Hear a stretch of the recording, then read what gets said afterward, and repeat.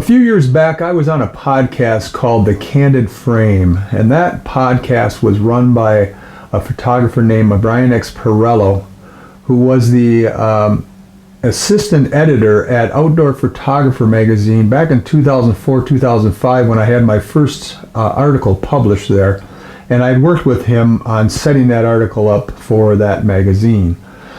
Now, he had left Outdoor Photographer a few years later and started up as a freelance photographer, and he actually started this cool podcast called The Candid Frame, and he had a lot of connections in the business, so he had, the biggest names in photography. I was really blown away when I saw some of the people that were on the podcast prior to when I was on it, and I was quite honored that he asked me to be part of that. And so when we were doing the podcast, he had said to me, he says, Mike, he says, when I view macro photography, it looks documented to me. He says, when I view your photography, it looks artistic. And that made me feel really good, because that's what I'm trying to accomplish, is I'm trying to take my subject matter and create art with it.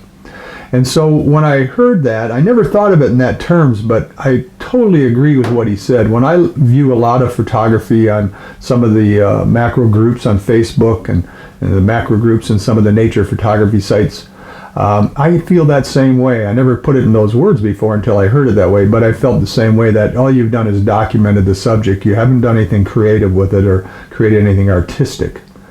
And so when I go to photograph my subjects, I try to think in those terms. When I'm looking through my viewfinder, I usually just kind of set it up, just quick and not thinking. And then when I really take the time to think about it, I try to look at it that way, as am I documenting it or am I creating something artistic here? And so many times I come at it from a different angle or look at it a little differently when I'm thinking in those terms. So hopefully when you're out shooting, you'll kind of think that way yourself, that are you just documenting the subject or are you creating something artistic that we've never seen before?